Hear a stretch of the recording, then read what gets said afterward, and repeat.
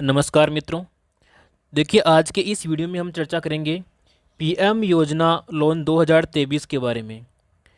इस योजना हेतु कौन कौन सी पात्रताएं हैं, योजना हेतु आवश्यक दस्तावेज कौन कौन से लगेंगे, लोन की जो प्रकार हैं वो कितने मिलेंगे, योजना में राशि कितनी आपको प्राप्त होगी, योजना किस किस पर लोन देगी और इस योजना में ब्याज की जो जमा राशि है वो कितनी होगी, योजना में किस बैंक से आपको लोन मिलेगा, योजना में राशि, ब्याज दर और किस्तें कितनी होगी, इन सभी के ऊपर हम कंप्लीट रूप से इस वीडियो में जानकारी आपको प्राप्त कराने वाले हैं।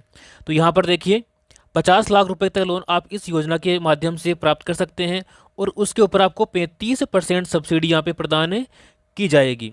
जैसा कि यहाँ पे कहा गया है कि कहीं और से लोन मत लो, आ गया है पीएम लोन योजना, तो इतना अधिक जो राशि है और वो भी कम डॉक्यूमेंट्स पर आपको प्रदान की जाएगी। तो आइए देखते हैं इस वीडियो को कंप्लीट और जानते हैं इस वीडियो के बारे में कंप्लीट जानकारी। अगर अभी तक आपने इस चैनल को सब्सक्राइब नहीं किया है तो इसको सब्सक्राइब कर लें, क्योंकि प्रत्येक सरकारी जो योजनाएं हैं उन सभी योजनाओं की जानकारी आपको कंप्लीट रूप से इस वीडियो के माध्यम से प्रदान कर दी जाएगी। सबसे पहले हम इस योजना के बारे में कुछ सामान्य जानकारी लेते हैं, फिर उसके बाद में इसे गहराई से अध्ययन करेंगे।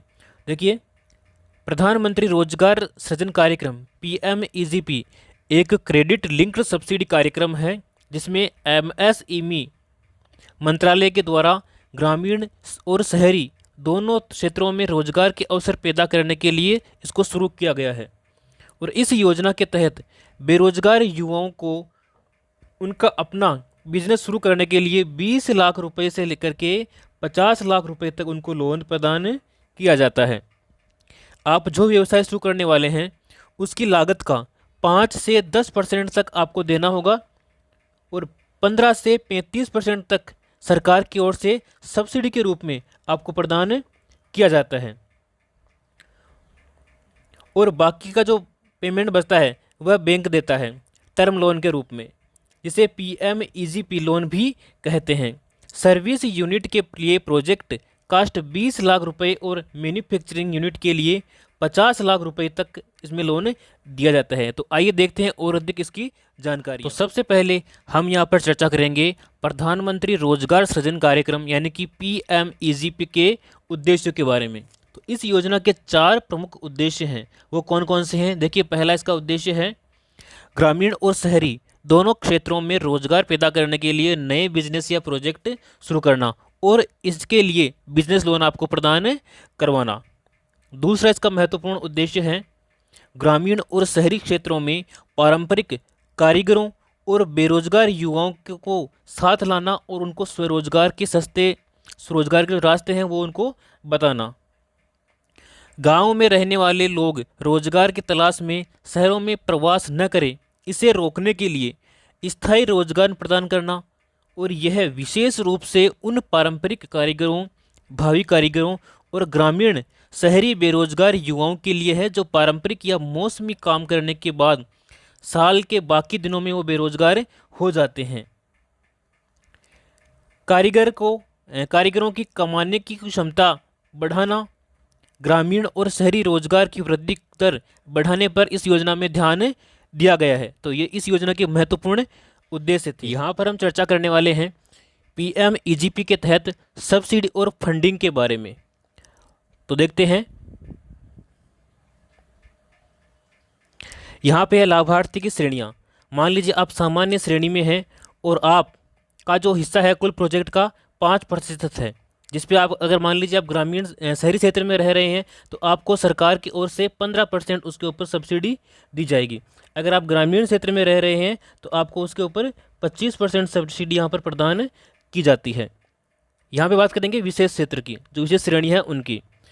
तो यदि आप 5% का जो हिस्सा है अपने प्रोजेक्ट का वो उसमें लगाते हैं तो आपको 25% सब्सिडी के रूप में दी जाएगी अगर आप शहरी क्षेत्र में निवास करते हैं। तो अगर ग्रामीण क्षेत्र से हैं तो आपको 35% यहाँ पर सब्सिडी दी जाएगी राज्य सरकार के द्वारा। यहाँ पर हम चर्चा करेंगे PMEGP लोन के तहत लागू ब्याज दरों के बारे में कि कौन कौन सी उसमें ब्याज दरें लागू होती है। तो देखिए, PMEGP योजना के तहत दी जाने वाली ब्याज दर और सब्सिडी हर बैंक, लोन और संस्थान में अलग अलग हो सकती है।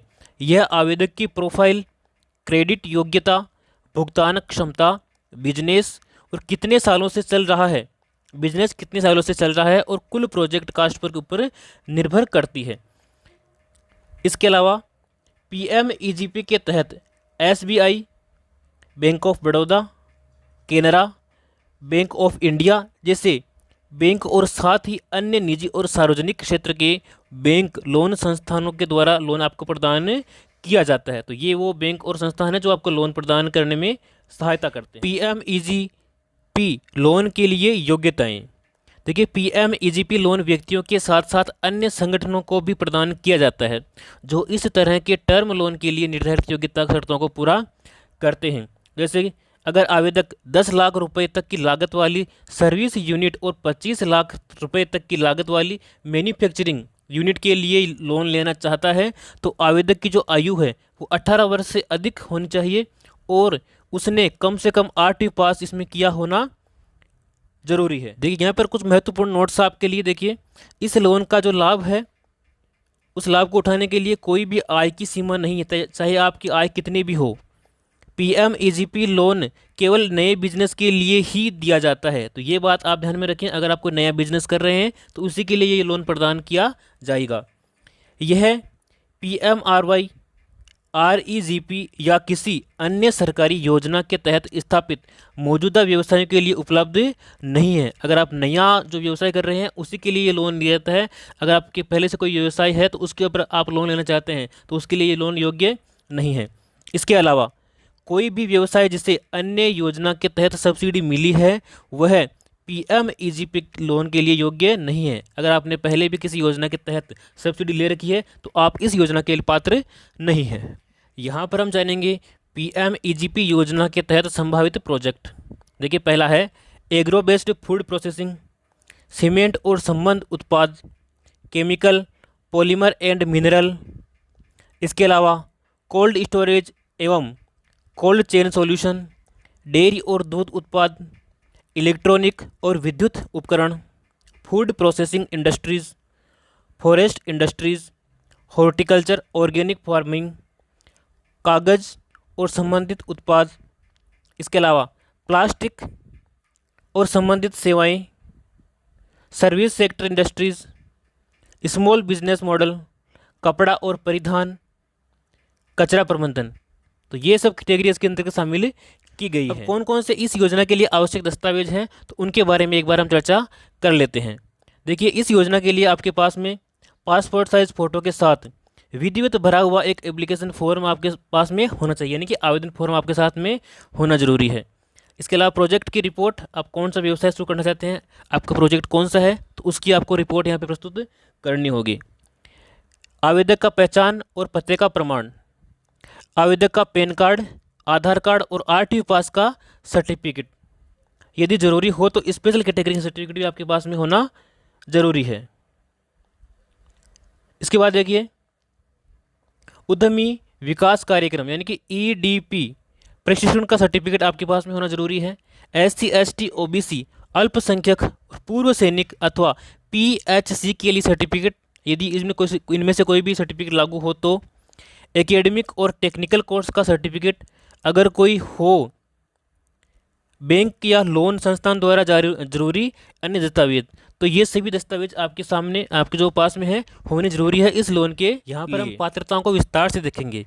देखिए, आवेदक भारतीय निवासी होना चाहिए। इस योजना के अंतर्गत आवेदक की जो आयु है वो 18 वर्ष से अधिक होनी चाहिए।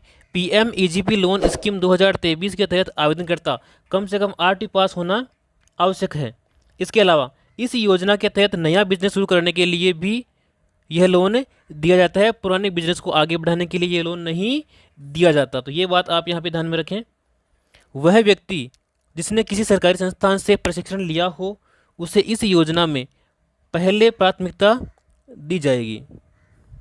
अगर